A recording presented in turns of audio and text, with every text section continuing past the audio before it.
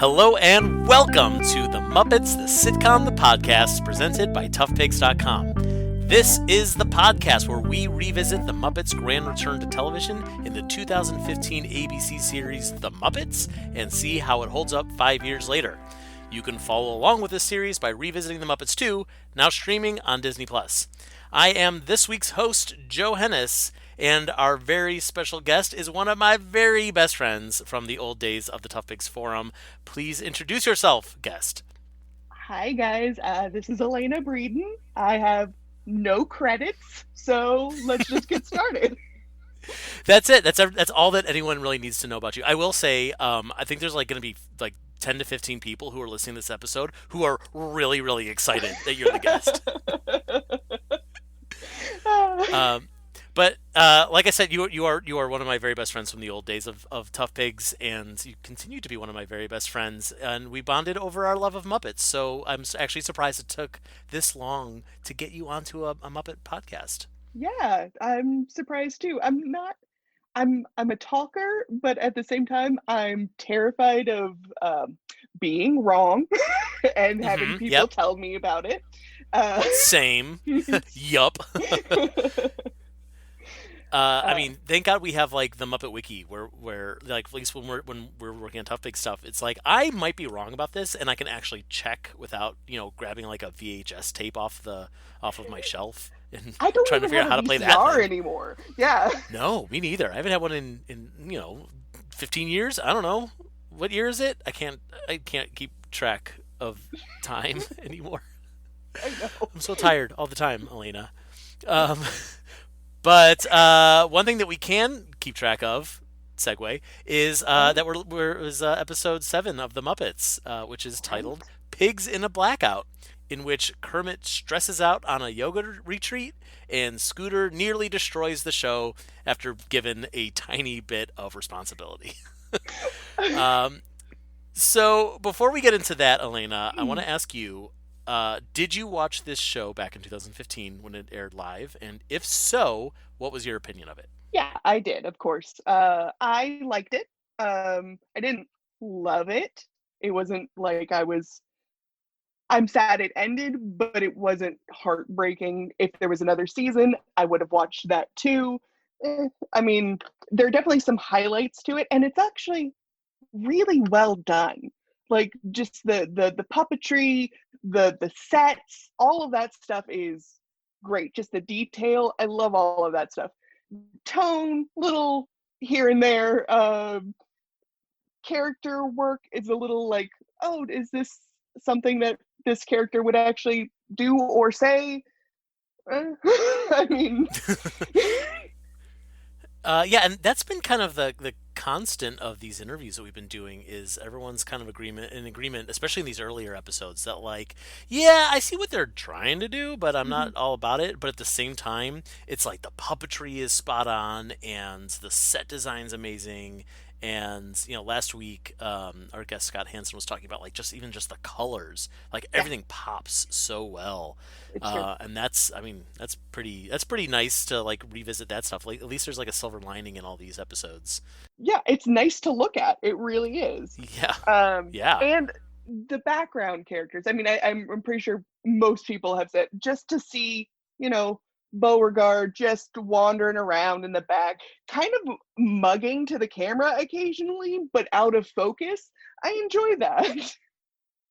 Yeah, it's kind of similar to the old days of the Muppet Show, where we've heard stories about how the puppeteers would try to get their background characters to one up whatever's happening in the forefront of the screen.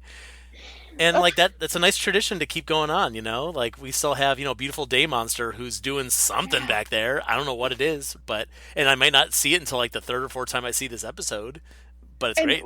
It actually works out well because it's an office setting and there are people you don't know what goes on in offices. You could walk into any office in America and be like, is that guy even working? I don't know what he does.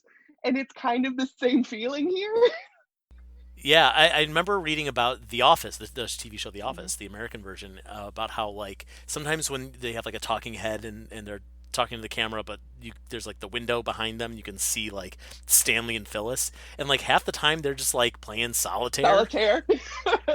Yeah, and like honestly, that's pretty real. If you ever worked Yeah. in an office, like yeah, that's all we do, and then we get paid for it. Oh man, I'm a sucker.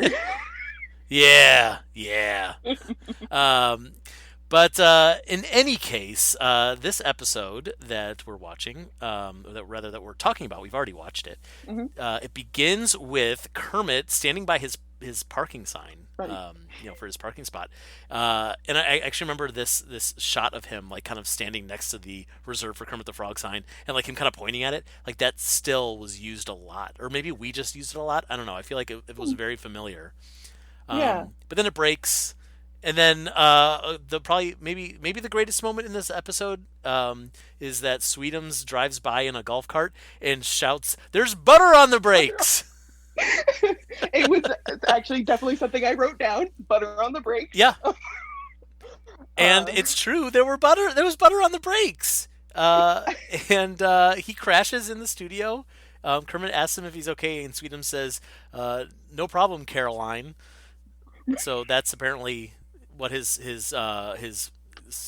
injured subconscious thinks Kermit's name is. Why was Sweetums driving around with so much better? Because Patrick Dempsey got poison ivy. and that is the solution to that problem. Well, what's interesting is that the problem is Patrick Dempsey has poison ivy. Patrick Dempsey, who by the way does not appear in this episode, Nope. because he has poison ivy, and Kermit thinks it's because Scooter has to apply butter to the rash. But it's not. It's because Patrick Dempsey canceled. He was supposed to be the guest, and the Mhm. Swedish Chef instead, in lieu of Patrick Dempsey's appearance, the equal of Patrick Dempsey is that the Swedish Chef will carve Miss Piggy's head out of a giant block of butter. Who is booking this show?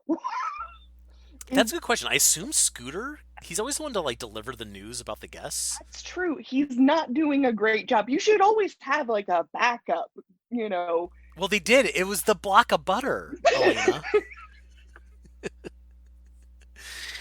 You're right. I'm But wrong. what was weird about the whole thing though is like after Scooter's like, no, that's weird. No, that's a weird thing to do. He kind of like has this moment where he's like I can't I didn't write down the exact line of what he says, but he's kind of like thinking about like would Patrick Dempsey even let me like cover him in butter? And there's this moment of like does Scooter want to cover Patrick Dempsey in butter? I think he's thinking about his own limitations, and he's like, could I do? It's all hypothetical.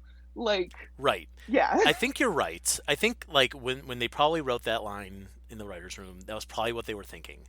But the truth is like I kind of thought, and I think other people did at the time too, is like, are they trying to make Scooter queer? Which is not fully out of the question. No. He has shown an attraction to women back in the Muppet Show days, just like a Hmm. passing, like Tex Avery cartoon wolf eyes like popping out of his Yes. head Yes. because Raquel Welch is a beautiful woman or whatever. Um, and in a later episode, he's gonna date Chelsea The Handler. next We'll get to episode. that Yeah. another week. That's the next episode, right? Yeah. But a lot of people know that his original performer Richard Hunt was gay, Yep. and I think it wouldn't be completely out of the question to have Scooter have feelings for men, especially because like we've never seen the Muppets do that before. I don't No, think we've I had would any queer love it. Muppet And characters. it would be great if it was just a thing that they didn't even talk about. Like he's just like, "Hey, this is my boyfriend." The end. Like, like Yeah, right. don't make a deal out of it. It's just who he is. Yeah, yeah, and you're right. And I think if they did do it, that might be more how they go about it. But instead, we kind of get this like I don't know this tease of like, wait, is he? And then next week we find out, oh, he's not. I Well, guess he could be bi he very well could be bi. He could be any number of things. yeah, He could be gay and just going on a date with Chelsea Handler Chelsea because Handler. he doesn't know Sure. yet. Right. But the fact that they're never not only are they never going to confirm it, but they're never really going to explore it. I don't know. I Yeah, don't know if that's a good thing or a bad thing. You know, yeah. we talk about like the characterizations of a lot of these characters that we know and love, and some of the changes have been good, a lot of the changes have been not so good, and most of those changes, good or bad, have been kind of abandoned since this show got canceled. So, do we want to go back down that route? Maybe, I don't know. The one thing I am enjoying having, I watched all, well, I've watched the first 8 episodes, is that this Kermit is more Kermit than he has been in a long time. Now, is it perfect? No, but he's not just sappy sweet and kind of no personality. Like he actually has something there.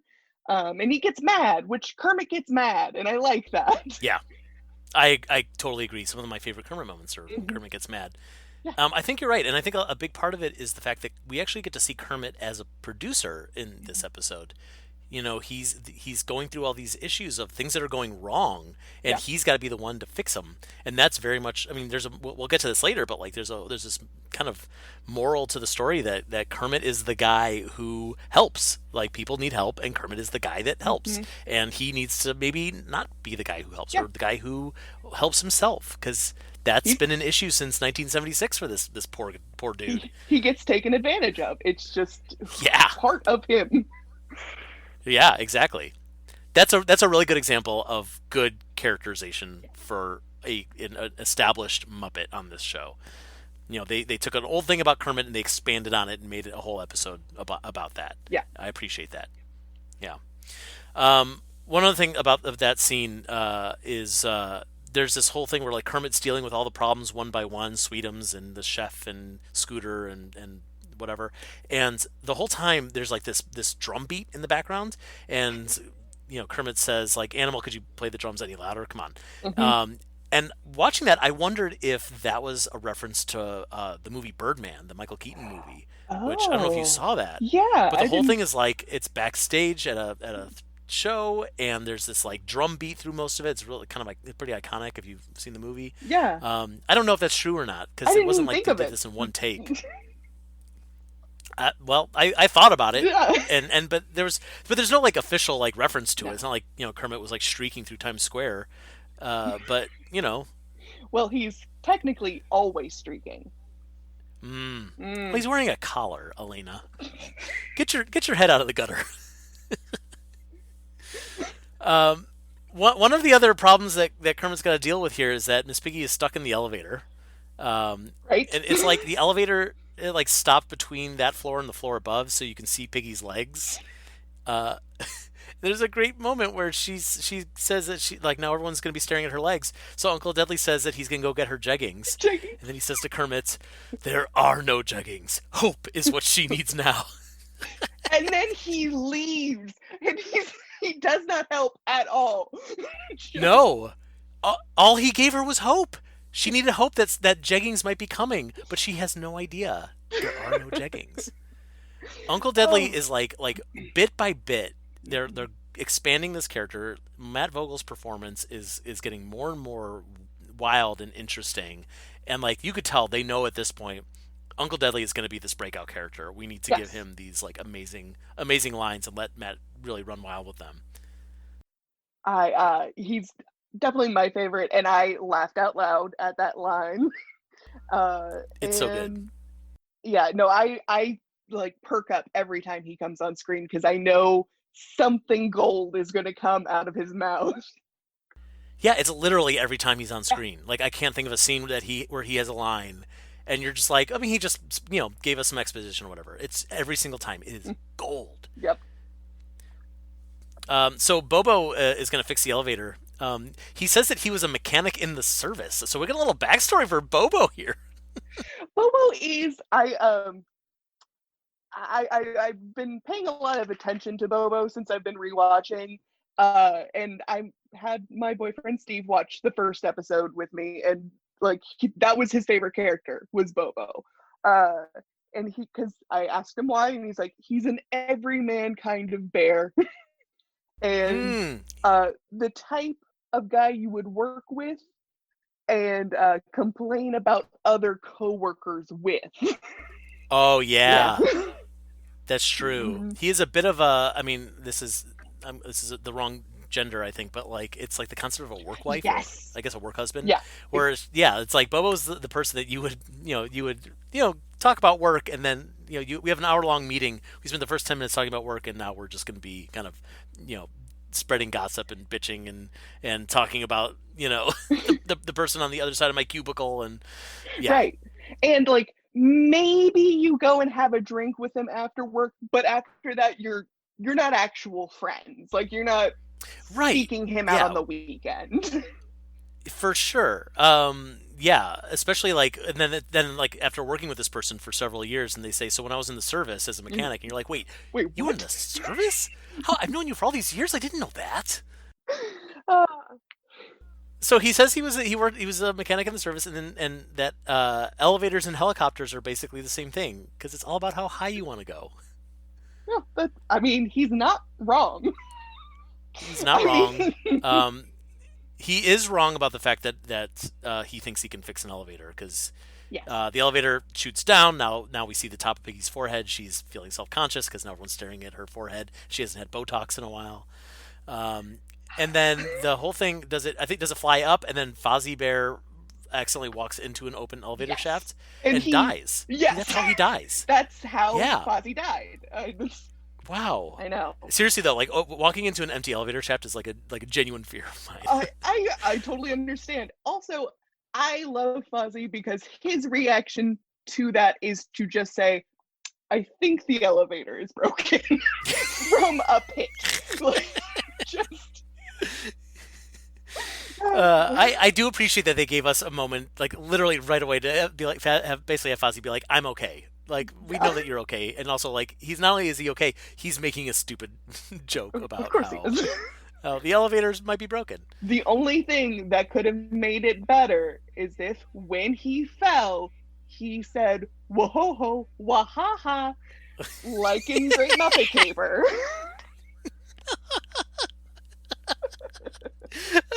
Oh man, oh Alaina, oh I love you so much. Whoa wahaha, Fozzie Bear. Yes. Getting that on a T-shirt. I'm gonna embroider it on a pillow. It's my favorite uh, Muppet line.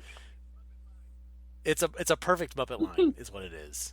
And it's funny because like right before you said that, I was thinking of the goofy like Yahoo Yeah. when he whatever he gets catapulted into the sky, and it's like yeah, that's Fozzie Bear's Yahoo is whoa wahaha.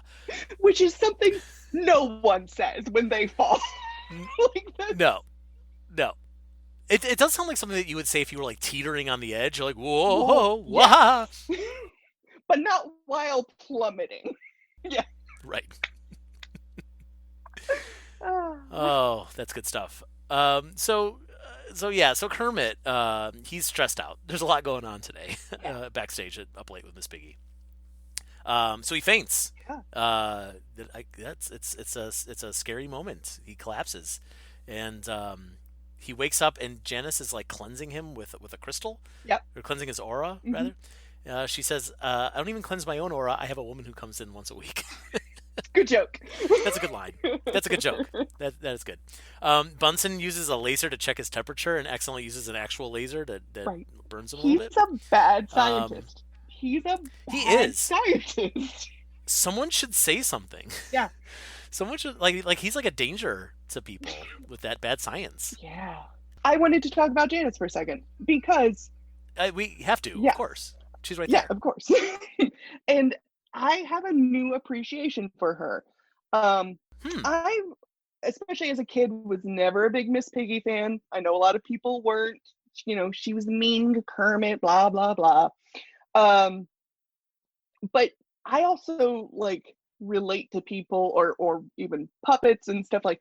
Would they be my friend? And I don't think Miss Piggy would be my friend, honestly. Like it just, she seems like she'd be like, I'm better than you. Mm. Yeah. Um, Yeah. I get that. but I look at Janice now and I'm like, look, she's got her stuff together. Like she's an artist. She's a working artist. Like she has a job and she's very self-actualized, like, and she is unapologetically herself. She's like, I don't care if you think I'm dumb or blonde or whatever. I continue to live my life and I'm pretty happy. You don't usually see Janice, sad or depressed too often. She's just in her own world, doing her own thing at all times. Unlike Piggy, who just needs reassurance at every step of the way. Yeah. I mean, it is a shame that, like, for so many years we only really had two options, Yes. three if you count Camilla for female characters. Um, but Janice is interesting because like the early days of Janice, she was just kind of, you know, airheaded, Sure. ditzy a little bit, and then like they turned her more into a valley girl, Hmm. which like for the early 1980s, like that really worked. That was a Yeah. thing. And then like so many other characters in pop culture have gone that valley girl route. Hmm. So like Janice as a valley girl isn't that interesting anymore. No. And so the fact that they're turning her into this like, very LA specific like new Holistic. age, Yeah. yeah. Yeah, like all those little beats, those little characteristics that she does while staying overly optimistic and Hmm. and happy and pleasant to be around, like makes her really like puts a third dimension on this character that's never had a third dimension before. And I love that Sam, of course, is has a crush on her, and he's trying so hard to get her attention, and she is oblivious to it. Like she has no idea what's going on, and oh, it's just so beautiful. It's wait, I want to loop back around to that, but I Yes. do the one weird moment in this episode specifically that they have that like I would normally agree with you that she is oblivious, but there's the moment that's just after this scene I think where Sam is trying to like say something about Hawaii Yes. maybe, and she like literally looks at him and then just turns around and walks away. Like she just doesn't engage with him at all, which to me is like So, something that someone who like maybe doesn't want to be around this person but doesn't want to be a jerk and say goodbye and would do. but also, what do you say to that? Oh, that's a good question. Like, That's a really good question. that's But Janice also like she always seems to have something to yeah, say, you know? Like that's she could true. just be like, "Oh, I see because your aura is purple. Well, Bye. goodbye." Or like, "I'm off to go, like turn myself into a pretzel, for in a yoga sweat lodge or whatever." It's interesting to hear you say that you like the Sam crush on Janice because most I people do. don't. I Tell me why. well, he opposites attract kind of thing. Like she is everything he is not. Like free spirited and living her like he's such in this little box of his own construction of how things need to be and rules and regulations and that kind of thing, and to see him kind of reach out in some way or another to that you know opposite of him, and kind of long for it in a way since he personally can't be that way. It's Hmm. kind of nice. I mean, I don't think they would make a good couple. Like No, and that's that's not what we're talking no. about. We're just talking about like the general idea Hmm. of like this is a subplot throughout most of this season Yeah. is Sam's crush on Janice. The thing that throws me off about the whole thing is first of all I feel like it came out of nowhere. Like it was just like they just like decided in the writers' room, and then Sam has a line where he's like, "Anyway, I have a crush on Janice, so we'll see where that goes." I would have much rather have seen him kind of realize his crush and to kind of maybe even Ah. verbalize some of the things that you just said, Yeah. where he might even say the words of like, "Yeah, I'm really rigid. I follow a lot of rules, and she doesn't, and there's something really freeing about that." Hmm. And then maybe we could have like kind of gotten onto his side for this whole thing. Agreed. And maybe I'm reading too much into it. uh, Yeah, that's okay. I mean, but I don't think you are, if only because like these characters are supposed to be really like blatantly on screen.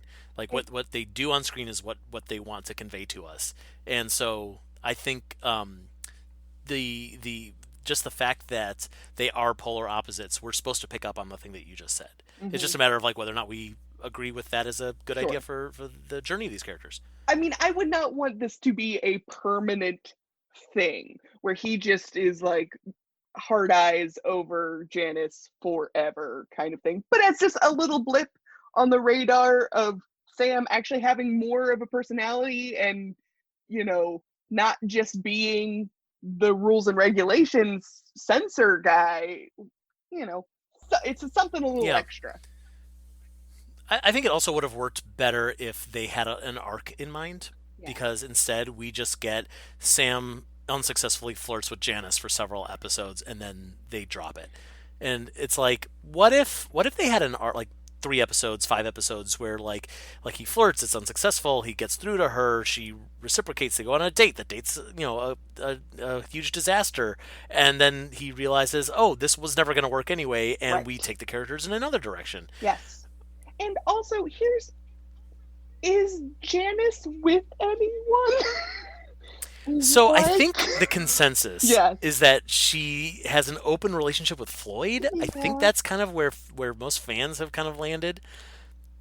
Okay. That's kind I of don't what I know. thought, but I mean, and so maybe that's why she dismisses him in a way, like, uh, you know, like I'm in a band with my boyfriend. You see him every day too. I don't like. now that would be an interesting arc if Sam was so oblivious that he didn't even notice that she's dating someone. That seems very Sam to Yeah. me, right?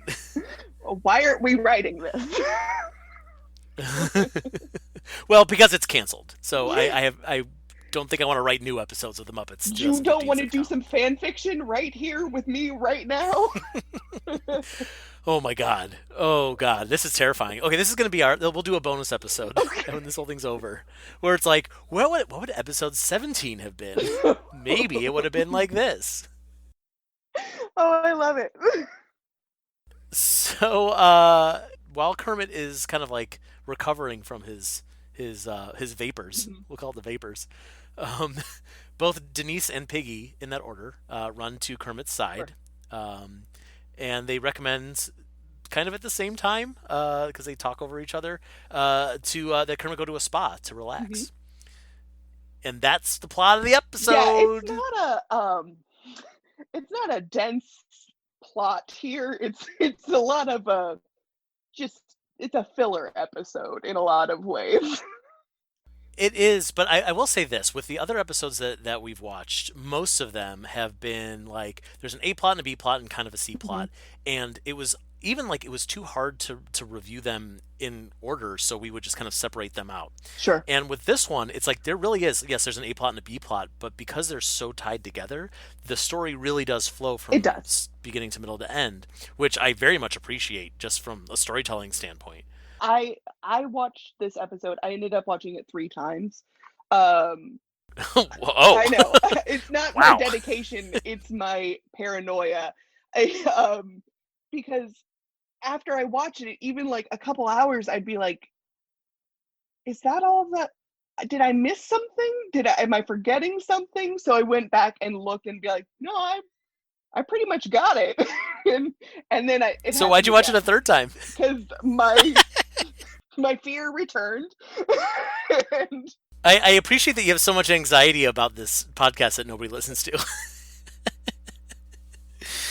It sounds like you were stressing a bit about this episode, and maybe you should take a personal day and go to a yoga retreat.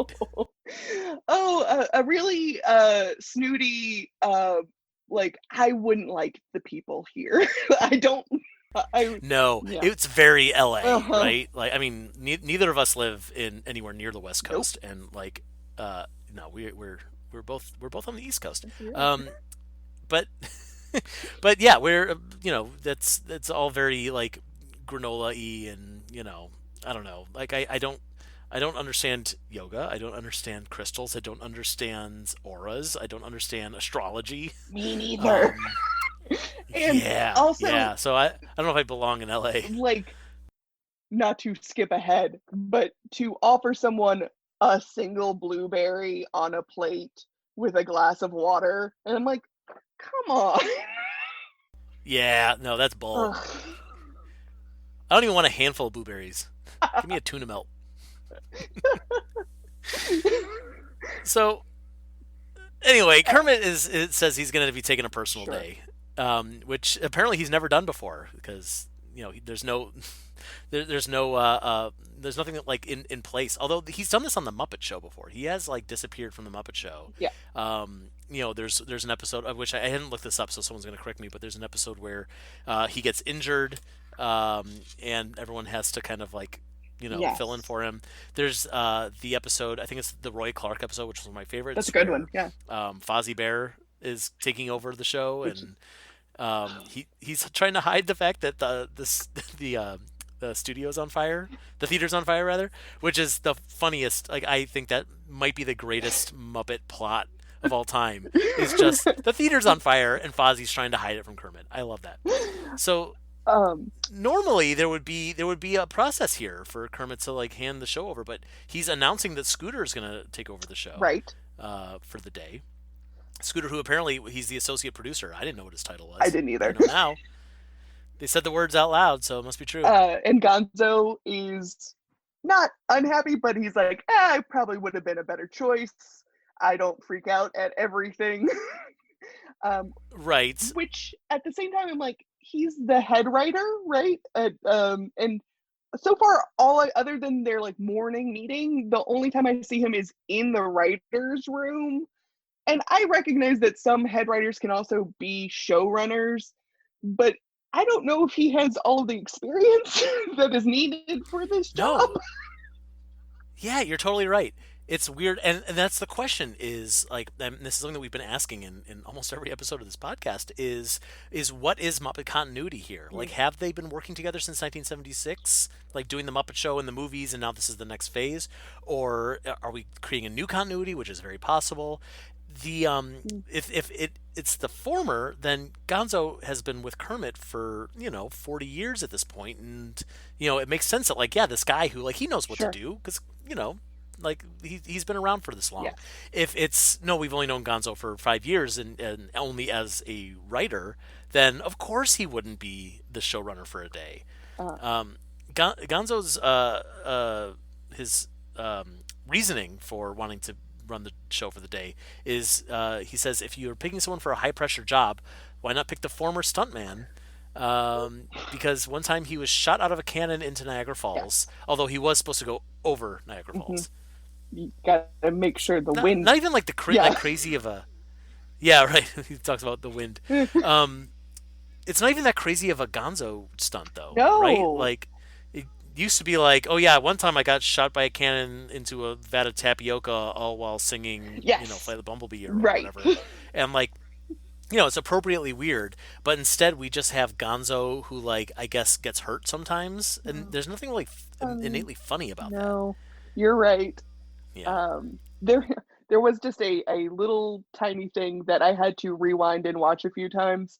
Um, there when Kermit was announcing he was taking a day off, uh, Animal and Sweetums are in the background, and Animal is talking to Sweetums, just like they're ad libbing. And I thought he said, "You got a pretty mouth," and I was like, "Oh." I had to watch it a couple of times. He just said, "You've got a big mouth." To Sweetums. That was Right. It is very pretty, but that right. means something else. Yeah, So exactly. yeah, and it does make me think of in the Muppets, the movie Hmm. The Muppets, not the Muppets, the sitcom The Muppets. When who is it? It's one of the characters, one of the monsters, says to Jack Black, like, "You got nice teeth, Jack Black." It's Behemoth. It's Behemoth, or Gene, depending on which Which, which name you want to go with. yeah, But yes, he likes Jack Black's teeth, and like that's the thing is like he could have said you got a nice mouth, Jack Black, and that goes into a weird weird. direction, Yeah. even though it kind of means the same thing. But you got nice teeth. Also disturbing Yeah. because it seems like he wants to take his teeth, but it's also Maybe hilarious. the dentist in his, spare time. Yeah, maybe he's complimenting Yeah. like, "Oh yeah, looks like you don't have any cavities or anything. Good for Right. you, You floss Jack Black." regularly? Good job. Yeah. So Scooter obviously is very excited to take this job. Another one of my favorite jokes in this episode is Scooter talking to the camera, and he says, "I can't let Kermit down. He's my father, mentor, mentor, mentor, mentor." Which actually does seem like a very Scooter thing to for him to have said. Like that is Yes, yes. It's also, and this is very off topic, but when my wife and I were watching Friday Night Lights Mhm, for the first time a year or two ago, we had this joke about, I don't know if you've ever seen the show, but like all the high school kids like look up to Coach Taylor mhm. as a father figure. Like they make it very clear that he is a father figure to these kids, and we kept making the joke where like the characters would say to him like, "Thanks, Dad. I mean, Dad. I mean, Dad. I mean, Dad." Nailed it. Father. So after Kermit leaves, Scooter makes his one of his first executive decisions that it's a little warm because Kermit's a frog. He likes it muggy. Mhm. So he turns up the AC a scotch, Yes, which is a great word, it is. scotch. Um, and of course, immediately, just because he turned the dial just a tiny bit, an air vent falls through the ceiling.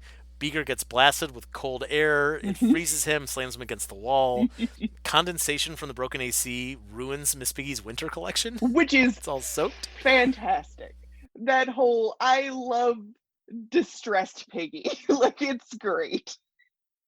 That was a really good one too, especially like we see an emotion from Piggy that we don't see very often of this like hysteria. Hmm. And it's not like angry. It's not like she's gonna karate chop somebody. It's like she's mourning the loss of her babies. And Uncle Deadly has to, both comfort her and tell her to snap out of it. They're gone. Yeah, he's like helping her like cope with the permanence of finality. You know what I mean? Hmm. Like it can get a little dark. Like they're gone. Oof. Um, but let's see what else happens. Later on in the episode, the butter sculpture Yes. melts, and Big Mean Carl, who's carrying two big things of coffee, he slips on it. The coffee flies, burns Beaker, Uh, and then even later, the lighting grid starts to spark right. and makes little fireworks. An animal is eating the Yeah, sparks. and the one part about the Sam Janice relationship that I didn't quite like in this episode was like she starts kind of like twirling in the sparks, Yeah, and he starts doing it too. I'm like, that's not something Sam would do. It's cute, but it's not. Maybe just him looking on in awe of her would have been a better choice. yeah. Well, and again, like that character combination is not a story. No. So I think that's the last time we see the two of them interact in this episode. So like instead of like Sam is talking about the crush, he's trying to connect with her on some level, talking about Hawaii or whatever it is. Instead, he's just kind of like seeming like a creep. Like it really does feel toxic what Yeah, he's doing to her. well, Because there's nowhere for the story to he's go. mimicking her, and that's Yeah, kind of a single white female of him too. I was just thinking single white female. Yeah, Yeah, for sure. No, it's super weird, and that's the reason I don't like it. But again, that's not because of Sam's decision or the writer's decision to put them together necessarily. right. It's because it was a start of a story that they ended up not exploring. They didn't take it anywhere. So at the retreat, Kermit is now on this yoga Yes, retreat, and this is the blueberry thing that we were mentioning love before. it. The leader of this whole thing says everyone has a blueberry in front Hmm. of you, and Kermit sees the blueberry and he pops in his mouth and she says, "Look at it." And he goes, "Oh," and he spits it out. And then she says, he picks it up from the ground and it's covered in dirt. Hmm. She says, "Now eat it," and so he dunks it in his glass and swirls it around and eats it. And then she says, "Now take a sip of water," but his water has dirt in it. And it's like a really nice moment of puppetry. Like Kermit's like picking stuff up, he's spitting things out. Like it's subtle, but No, I it's like pretty neat to see him do that. quiet moments here and there. Just not an explosion, and not like this is just a little scene. It doesn't really add anything. It's just Kermit being Kermit. And also, what would happen to me if I was in that same situation? I would have immediately put that blueberry in my mouth and then spit it out because I would be very nervous in that uh, new kind of environment. So then we get our first celebrity encounter in this episode, and it's Jason Bateman. Yeah. He comes in and he says, "Kermit the Frog," and Kermit says, "Jason the Bateman." Ha ha ha. So Jason Bateman has an interesting history with the Yes. Muppets. In 1988, Hmm.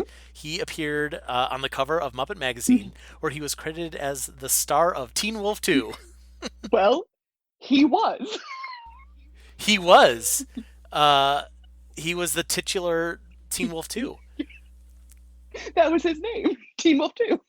That's right. Um, within the magazine, he was interviewed by Fozzie Bear, Uh-huh. and I do wonder. This is the kind of thing where I wonder like when Jason Bateman was on set, was he like, "Hey Kermit, you remember you remember when I was like in your magazine?" And Steve Whitmire was probably like, "No, No. man. Not only was I not Kermit, but I didn't work on the magazine." Uh, he also appeared in the movie Mr. Megorium's Wonder That's Emporium, which featured right. a cameo by Kermit the Frog, but they do not share any scenes together, No. so they couldn't have reminisced about that. Uh, in 2010, he presented The Word of the Day with Elmo on Sesame Street, and appropriate to this episode, the word is comfort. Oh, Isn't that that nice? is nice. And then in 2012, Empire Magazine asked him who his favorite Muppet was. Hmm. Do you want to guess who it was, who he said before I give you the answer? Was it Kermit? It wasn't Kermit. No, Really? Okay. he's not that interesting. No, he said he said the guys on the balcony. They're Me, me. talkers, and they seem like they want to be anywhere but there. I've always been into that kind of comedy. Hmm. So there you go. That's who Jason Bateman is. No, and also, if something is your favorite, I expect you to know the name of it. Yeah, right. Yeah. Yeah, that guy with the thing. I love him. Hmm. I wonder if people come up to him and be like, "Oh man, I loved you in that movie. You know, the one with the the whatever." And he's like, "Yeah, I get it. It's your favorite. Sure, whatever." Exactly. And then one other thing that I didn't write down, but I wanted to say was he has a sister named Justine Bateman, Yes. and she also worked with the Muppets. She was in Miss Piggy's Hollywood, Ah, the Jim Henson Hour special, okay. and she thinks that she's going to be interviewed by Barbara Walters, but Miss Piggy had tricked her. I forgot about that. Whatever happened to Yeah, Justine Bateman? that's a good question. She was on one episode of Arrested Development, or a couple episodes Oh, of Arrested that's right. Development. I remember that being a big deal at the Yeah. time, but that's what is that, 10, 15 years ago now? I Whew. mean, that's a long time ago. Yeah. Yeah. Um. So I don't know. I don't know what happened to Justine Bateman. Uh. She's still living off those Family. Family Ties residuals. Yeah, with Family Ties with Michael J. Fox, who played Teen Wolf 1. Oh, we just figured it out. Cross section. This is our own national treasure. We're just connecting the dots. Well, it's a triangle, so that's pretty much it. We connected 3 dots. Don't limit us yet. This episode is not over. That's true. Okay, fair enough. So Jason Bateman is at this retreat because he is directing his kids' school's version of Wicked, which is stressing him out. And like immediately he starts taking advantage of Kermit. He's got all these problems. He needs a costume guy. He needs a lighting guy, and he doesn't have a budget. He's not allowed to use his own money apparently for this show. I don't. That doesn't make any No, sense. Like that's what PTAs do. They get parents to donate. that's right. So unrealistic, this show. He says he asked Kermit if he knows a good lighting guy. He says I can't pay him, but the mother of Glenda the Good Witch just went through a really tough divorce, and the Cougars on the prowl, Yeah. which is not a very Muppet joke, No. but it's a very Jason Bateman Yes, joke. and Jason Bateman is Jason Batemaning it up in this episode. Like Yeah. he is peak Jason Bateman. Yeah, that's 100% Mhm. true. This like he might as well like put this out as his reel Right. of like here's what I can do. Really, like this is the only kind of movie I want to be in. Oh, are you making Horrible Bosses 3? Yeah, this is the guy that's going to be in that movie. You know?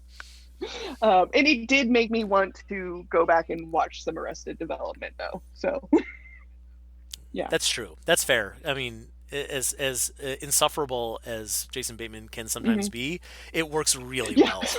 in those first 3 seasons of Arrested Development. So later in the episode, so Kermit is definitely like guilted into helping him because that's what Kermit Yes. does. As we've established, Kermit helps Hmm. people, and he can't say no. And honestly, he probably secretly likes it. He's useful. Um, so Kermit calls his lighting guy to help get him to work for Jason, and he gets caught with a cell phone, which he's not allowed to have, and he doesn't even get a warning. No. Like he's just kicked out. That's it. That's the They're very end. strict. Yep. And Jason Bateman totally throws him under Yeah. the bus. Jason Bateman is a Like jerk. it's a yeah, it's a super jerk move where he's just like he's like pointing at Kermit behind his back, and he tells him like, he's like, if I'm home before Monday, my wife will kill me. So he's like yeah, no, you got to go. I'll help you pack. Well, even earlier when he interrupts, it's not yoga that they're doing. It's like some kind of miming Yeah, they're doing like a mirror. shadow, yeah, thing. He tells the lady that Kermit's doing it with to like move it, stretch pants, calls her stretch pants, and I was like, you don't know this woman. That's right. Yeah. No, I kind of wish that they cared enough to like give her a Yeah. line because she's just like, ugh, okay, Right. okay, famous Yeah. male, like I'll get out of your way. I'm God. Jason Bateman told me to move, and I will. Yeah, Jason Bateman's a jerk. I truly believe that's who he is in real life. Also, Oh. Oh. so Alaina, I don't know how to break this to you. I don't know how to break this to Mhm. you, but you were actually my second choice for a guest on this podcast because I reached out to Jason Bateman. You did. I sent an email to his agents or whoever they like the people whoever manages his calendar or something Uh-huh. like that, like with an interview request. And let me tell you, I have never gotten a no response faster Oh. to anything I've ever emailed. They were like ready, be like, nope, he's not doing that. I was like, okay, well, I shot my shot, and that's fine. I can see that. I can see all of that. Unfortunately, uh, Yes, right. I honestly, I would have been shocked. Would have been flabbergasted if we had gotten Jason Bateman on this podcast. But you were obviously my first choice of people who did not physically appear I in this I episode. So understand. I understand why Bateman would get top ask. It's fine. right. So Kermit gets kicked out of this retreat. He goes straight to Rolf's tavern because this frog needs a grasshopper. They have this moment where he's like talking to Rowlf. Yeah. Rolf's on the piano. He's just kind of tickling the ivories, and it feels so much like they're deliberately making an homage to the scene that leads into "I hope that something better comes along" in the Muppet Yes, movie. that's exactly what I thought, and I loved it. I love everything about it. I want more Rolf in this show. Yeah, um, I like them together. Yeah, it's just good. yeah. Specifically, like he has this line which sounds like his, like for the Muppet movie. I didn't write this down, so of course I'm gonna get something wrong. And someone's gonna call me out on it. But like he's like I get off work, I go Hmm. home, take myself for a walk, and go to Yeah. bed.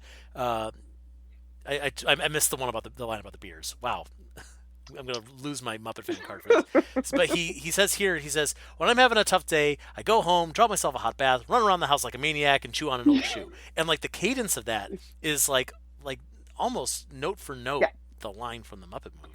Uh, When in an earlier episode of this podcast, we had our mutual friend Anthony yeah. Strand on, and he was complaining about the fact that a lot of the writing feels like, well, they wrote a joke for a frog, they wrote a joke for a bear, they wrote a joke Mm. for a dog, but it has nothing to do with the actual characters. And that was what I was thinking about when Rolf was doing this whole thing about like chewing on an old shoe. It's like, yes, he's a dog who is also a human, but he's a dog, Right. and this is a joke for a dog, Yes. and it still worked for me. I still thought it was funny. Um, I like the visual of him gnawing on the shoe. I thought it was funny that he talks about how like it's got an insole to give it a smoky flavor, and then the other side there's gum for a nice mint finish. Yes. I liked all of that. Like that worked for me. Well, it's like it's sophisticated. He obviously has a refined palate and he's letting you know about it. He's not just, chewing some garbage shoe off of the street like Uh, Yeah, but I'm with you. Like Rowlf, it's really sad that they decided to put Rowlf across the street from the I know. studio. So we really like the characters have to go out of their way to interact with this character that we love. I kind of wish he was either like Fozzie was the warm up guy, which totally makes sense, but Rowlf was the sidekick instead. He was the one that Piggy talked to, or made a joke just to include him in the gang instead of him being just this separate entity. Um, Although I would honestly rather watch a show about Rowlf running a bar. Um, I would watch that Cheers type situation in a Ugh, heartbeat. yes, I'm 100% there with you. I do think that Rolf as a character works as a bartender Yes. because he's you know like yes he is like a grown Mm-hmm. adult. He is a part philosopher. He's very snarky. He's smart. Um, and that works for me. I don't know how well the bar setting fits in this show, and so like you say, if he has to be over there, working on the show, I like the idea of him as the sidekick, because like the Rolf and Piggy dynamic has always been like historically a really fun Yeah. one, and admittedly we probably haven't seen that since the Muppet Show No. days, but yeah, like Rolf seems like he's one of those few characters who can really like needle Piggy Yeah. and like kind of like have one up on her because he's so smart, or so clever. I don't know. I think that's actually why I like seeing Kermit and Rolf together. They are the two least wacky characters. They are the most serious in many ways. And to see them just having a normal kind of this is life conversation. And I think that both Kermit and Rolf can get under Piggy's skin in different ways too, because they are so serious and she is so larger than life. Yeah, like getting under her skin that isn't just Right. annoyance because everyone Yes. annoys Piggy. It's easy to annoy Piggy. But yeah, I would have liked to have seen that, and I can kind of picture Rolf being like kind of a Paul Schaefer type, Yes. where he's sitting with the Yes. band. It's Rolf and Doctor Teeth and the Electric Yes. Mayhem. That's it's a weird dynamic, because then you kind of have to demote Doctor Teeth a But bit. he's not really doing any banter or anything that I have seen so Well, far. no, yeah. So, I mean, more so, Fozzie Bear isn't no. doing any banter. Fozzie is doing the warm up thing. He announces Piggy, and then Piggy just does the show without him. Yeah. So, I mean, a big part of that is we don't really see the No. show, which maybe is for the best. No, But no. but yeah, like I would Rolf, not like this show if they showed more of the actual Miss Piggy talk show. It would be bad. right? I Which is also ironic because that's part of how they fixed the show in the last half of the mhm. series, of showing us more of the show to get it more closer to the Muppet Show. But we'll talk about that in a few Yeah, weeks, I it's think. I'm a big fan of like a 30 Rock where they just kind of mention what is going on stage, but we don't see it because it's bad. Like it's not good. We want to focus on the behind the scenes stuff, not, you know, Pentatonix. Right. Pentatonix, who they're going to show up in a second. Let's get to that then. So Scooter decides he's going to quit. Yeah. He's not cut out for this Mm. life. He turns to his "Hang in there" poster and he says, "Hang in there. What do you know about problems? You're a kitten who's a model." Which is great. It's a good line. That's a good line. So Gonzo comes in and gives him the "I believe in you" speech, which I've talked about on this podcast, and talked about with some of our very good friends about the fact that when you say "I believe in you," is that helpful or not? Oh. And I personally believe that's just a phrase that you can just spout out. I believe in you. What does that mean that you believe in me?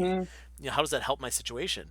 And I was kind of excited to see Gonzo come in and give the "I believe in you" speech, thinking it was going to be "I believe in you, and therefore I will be here to help you figure out how to segue this failure into a Right. success."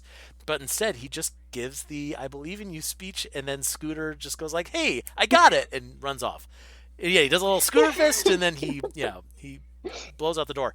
And it's the same thing where Kermit gave an "I Believe in You" speech to Fozzie in like the second episode, Yeah. and you know, it's like sure, everyone believes in everyone, but like if you're in a crappy situation, you're going to be in a crappy situation where someone believes in you, unless someone can take some action to do something about it. There's so many things that we I mean, everybody says to each other which don't mean anything. Like when somebody asks your opinion on something and you just say, "It was interesting." That doesn't mean anything. Like that's Doesn't mean a damn thing. No, it's kind of like seeing someone be like, "Oh, hey, how's it going?" I mean, it's like, yeah, if there's something important, you're going to say right. it, but like, how's it going? It's just something you It's say like, after you say do you hello. really want to know how I am actually doing? Because that is a much more involved conversation. Right. And do you really want me to say bad? I'm doing bad. No. Yes. I mean, because the truth is, right now, it's 2020. We're all Yeah. doing bad. That's how we're doing. But you know what, though? I believe in you. Alina, I believe in you. Listeners, I believe in you. You can do anything. You could even inspire yourself to fix the show. Which the only thing they really fix is the fact that the lights blew out. They don't really do anything about the broken air conditioning system. I have a lot of problems with all of this. And it's Tell me. and it's just my realist logical view. I mean, as soon as they show all of the candles and everything, I'm like, this is such a Me me. fire hazard. Oh, I just swore. This is such a fire hazard. It's okay. I swore earlier. You're good. We'll and bleep it. and like there are candles everywhere on the floor, easily kicked over, and they're tall pillar candles. They are top heavy. They will fall right over. You need a wide based candle in this situation. And as we all know, like Muppets are made out of like fleece and foam and Right. fur, and they are probably flammable. It's a lot of F words in a row. I didn't plan on having all that alliteration, but there you go. Like that's, I mean, and I was thinking the same thing, and I'm sure everyone was thinking the same thing. Like, they gotta be really careful with that fire. And then there's a joke Of that course. Sam's arm gets caught on fire, so or his wing rather. Which is fine. Like, but at the same time, I'm like, oh man, the fire marshal would be so angry right now. And what if Yeah. Well, I guess that should be Sam, right? Like Sam should be the one to yes, be like, guys, you shouldn't be doing that. he would be right. He would be right. For once in his life, Sam would have been right, but he didn't say Yeah. it. Well, in any case, so yeah, they decide to have an energy conservation Yes. theme show that's completely lit by candles. The cameras are being powered by the battery from the go Yep. kart, the golf cart. Um, I guess that's the only things they really need to power. I don't know. Then they have a special guest, as we mentioned, it's Yeah. Pentatonix because they're an a cappella group. They don't need anything except they need microphones. Right. So okay, fine, plot hole, whatever. For those of you who don't know, Pentatonix is a singing group who won in the third season of NBC's The Hmm. Sing Off, and they've worked in the Muppet world several times. In 2014, they performed a medley of Sesame Street songs on the TV show Sesame Street. And at the same time, they released on YouTube covers of C's for Cookie and Rubber Ducky. And a few years later, they had their own Christmas special called A Very Pentatonix Christmas that featured Constantine, Hmm. which is interesting because that was Constantine's first post Muppets Most Wanted appearance. Oh. It's like 2 years after Muppets Most Wanted. That was the first time we had seen him, knowing that he exists outside the universe of promoting that movie. Um, and he's only made two more appearances since then, and they were both just last month in September. Um, Um, Stuff related to Ricky Gervais. One oh, was in right. an episode of the Beretta Brothers Yeah. podcast, and the other one is to help congratulate him into the Television Humanitarian Hmm. Awards. You may also know the Pentatonix from that group that your 50 to 70-year-old mother really likes. Like that is how I know them. Yes, Mom loves them. everyone's mom loves Pentatonix. It's very very true. They also appeared on Elmo's Not Too Late Oh. show earlier this year, and they sang some public domain songs. And wait, are you okay? I just keep imagining them singing "She'll Be Coming Around the Mountain." I don't know Uh, they start singing Jimmy Crack Corn. They're doing Baba Black Sheep, why. the Itsy Bitsy Spider. They may have actually done any of these songs. I have no idea. I Uh, have no idea. well, in any case, so yes, they appeared. They appeared in this episode with Jason Bateman, and in Almost Not Too Late show they appeared alongside Batman. So Oh, Bateman, look, Batman. you just add a little dot to our triangle. We got a square Whoa. going on. Pentatonix is now connected to Justine Bateman. We did it. Yeah. We did it, everybody. So Kermit is now back at the studio, and everything's still kind of going wrong. Big Mean Carl got into a fight with a delivery person and apparently ate his shirt. Seems legit. Chip, the IT guy, he gets a call from the FBI, but it turns out that it's just Rizzo and Pepe playing a prank on him. But he's happy about it because it means that he has friends. Oh. Yeah. And Sweetums clogged the toilet. So we get a poop joke. Yay. And Not my favorite thing. no. And as you know, I'm sure you noticed as well, as Sweetums walks into frame and tells Kermit that the toilet is clogged, he's holding a newspaper. So we all know Yes. what he was doing in there. So Kermit says everything's fine now because he figured out what he needs to relax. Yeah. He needs a little piece of home. He built a swamp in his backyard, and we see him sing Rainbow Connection. You're making a face. Why are you making Oh, such a face, Alaina? Joe, I am so very honored that you asked me on this episode where I get to see Kermit the Frog do Rainbow Connection because I never get to see that ever.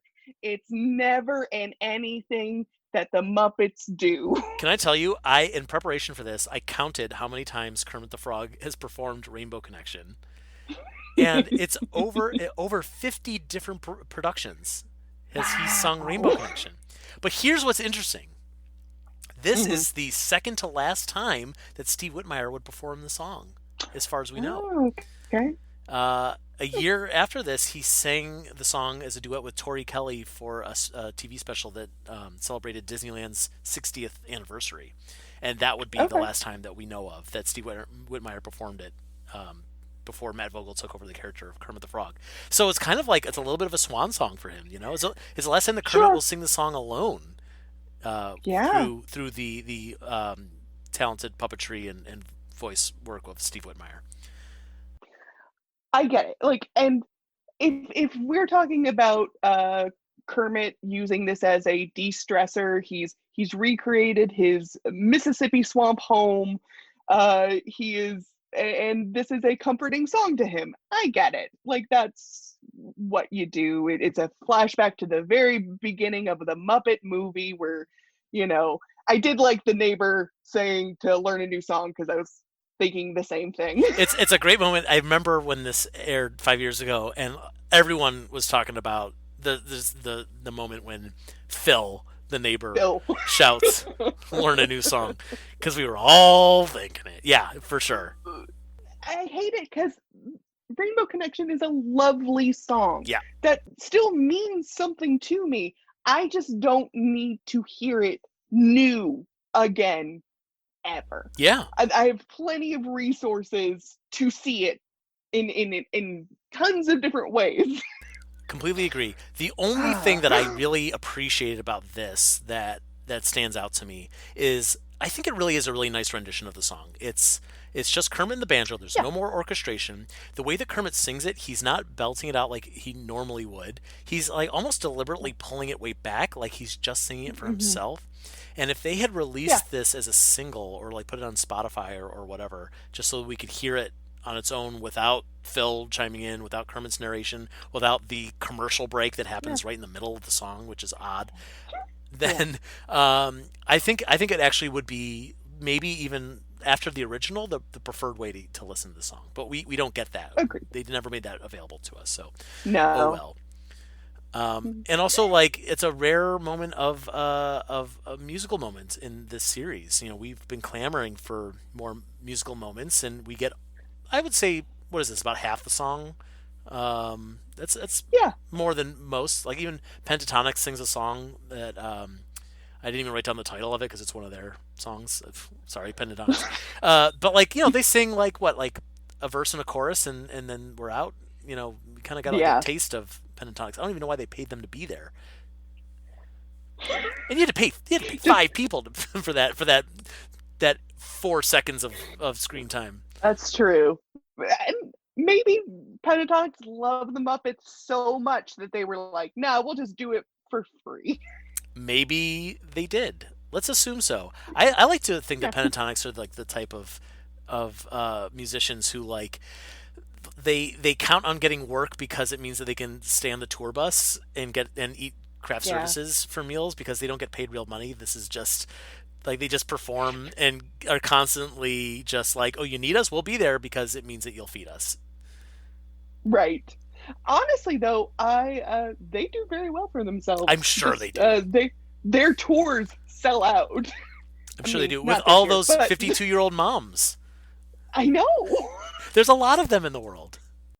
I'm gonna hear that when my mom's gonna listen to this and she's like, "You're talking about me, aren't you?" And I'm like, Yes, I'm literally talking about my mom on a podcast. Uh, well, hi, ah, Elena's mom. Thank you for listening. I appreciate it. Um, so that brings us to the end of the episode. Was there anything that we missed that you wanted to mention? oh, Scooter. The only thing that he did wrong was move the thermostat. Yes, That's the only thing. He made no bad decisions, he just did one tiny thing, which honestly is on Kermit for that's not true. having that whole thing fixed. Yeah, that's true. And the truth is also like that's a mistake that Kermit would have made himself. Like Kermit would have, maybe he wouldn't have been moving the dial a half an inch because he knows that like he's the one who put the Well, masking tape over the thing. But like Kermit would have to deal with a broken air conditioner and the melted yes. butter and Big Mean Carl ate a Hmm. shirt. Yeah. So it's less about the fact that like Scooter made a mistake and then has had to clean it up as like in TV production, there's gonna be disasters. There's gonna be like Oh, problems that you have to solve last minute. And does Scooter have it in him to be that kind of leader and that kind of problem solver? and the answer is no. He No, cannot. he cannot, unless Gonzo believes in him, and then suddenly he has the power. The one thing I wanted to mention is that there was a line in that scene with Gonzo and Scooter where Gonzo says to Scooter, "What's the oldest saying in Hollywood?" And Scooter says, "Is this where we should put Hollywood?" And that's such a good joke, and it's the kind of joke that any other writer, myself included, would have taken in a different direction. Everyone would have taken in that same direction. Like the oldest thing in Hollywood is like some stupid joke about the casting couch or something, or I don't Right. know, like some joke about I don't know, like the Olsen twins. I don't know. I just picked a Hollywood person Yeah. at random, but like, is this where we should put Hollywood? That's of course that's the oldest thing in Hollywood. That's brilliant. That's a great joke. It's a great joke. Uh, I also the only other thing I have written down is Rolf Hart part corgi question mark can't dance. That is what I wrote down. Right, because Rolf says he's part corgi, and that's why he can't dance. I didn't know that corgis couldn't dance. Well, Did they you know got this? tiny little legs. Well, yeah, but here's the thing. You ever seen that movie Happy Feet? Yes, that's They true. have no legs. They're just feet on the bottom of a potato, and they got Savion Glover to do all that tap dancing, and they still animated it. So, Rolf, you have no excuse. That's true. Hmm. Well, all right. So now that you've revisited this episode 3 times, Elena, how did it compare to your the first time you watched it 5 years ago? Did you like it more or less? Uh, this particular episode is uh fine. Like I don't know if I don't even know if I remember it from 5 years ago. Because nothing really big happens in this episode other than he does the rainbow connection, which I knew that would happen at one point or another. I enjoyed it. It wouldn't. It's definitely not my favorite of the ones so far in this season. Um, yeah, it's still solid. Like you're right about the pacing and the sequencing of events working really well. Um, Great. what about That you, Joe? What about me? I think I Yeah. actually liked this episode more than I did back in the day. I'm trying to remember when the series started. I was like all in. Like I thought this was great. The Muppets were back, et cetera, et cetera. And then like there was a point a few weeks later where I realized this isn't really where they need to be. They need to kind of start tweaking. And then it wasn't until after the winter break when they got a new showrunner that things Mm, started to get better again. So I feel like this was the point in which I was already thinking like, this show is not like the best thing the Muppets have ever done. And now that I've rewatched it, and like also like we have the benefit of watching it in a bubble, we know that yeah. this season is finite, that these interpretations of the characters are not where they ended up, soon Right. afterward and whatever. But now that I know that, watching this on its own, it's like there's a lot that I really appreciate about this episode. Mhm. A lot, I mean, well, I could go into it again. We really just spent an hour talking about it, but like I think it's the characterization of Scooter and Piggy and Kermit, and even like some of the characters that just kind of pop in for a second. Like everyone is like kind of the best they could possibly be in a show like Mm, this, yeah. without it taking those extra steps to make it a little bit more Muppety. Like that's problems with the series as a whole. But for where they are 7 episodes Right. in, like it's actually not bad. There's improvements to be made, but it's not Yeah. bad.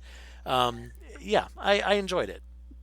Um, I think you're right. Also, I think I probably enjoyed this more now because I have no expectations. Like Yeah, I had, I'm just going in like I'm just watching this thing. I don't really care if it's good or bad. Like I don't have to worry about it getting another season or if other people are gonna like it or anything like that. I honestly forget that this show existed for like I mean, I know it does, like, but it's not something I think about regularly. I mean that's I think one of the reasons why we wanted to do this podcast to begin with, because I personally haven't rewatched one episode of the Muppets since it originally aired. Same. And I think, yeah, I think a lot of people are the same, where it's just like the show got canceled, and then we moved on with our lives. We never, like not like the Muppet Show, or even like old episodes of Sesame Street or Fraggle Rock, or any of the movies Hmm. or the specials, whatever you have access to. Like those things are like they're great. You can rewatch them over and over again. But this one, I don't know. I just don't know many people who've bothered to go back and you know like, hey, remember when we watched this the first time? Remember that those classic moments that we're going to revisit over and over again, or whatever. So it's a nice opportunity. It's a nice reason to have to go back and be like, hey, remember that thing? We should probably watch it a second time if we're if we're going to run a Muppet fan site. And I most likely will continue to watch and finish out the season since I'm already this far in, just to as a refresher. Yeah, you're almost at the halfway point, so Yeah, you might I'm as well. pot committed. Yeah. Right. We gotcha. See, this is what they should have done 5 years ago. They should have started a podcast. And it's like, well, now you're listening to the podcast. You gotta watch the rest of the show.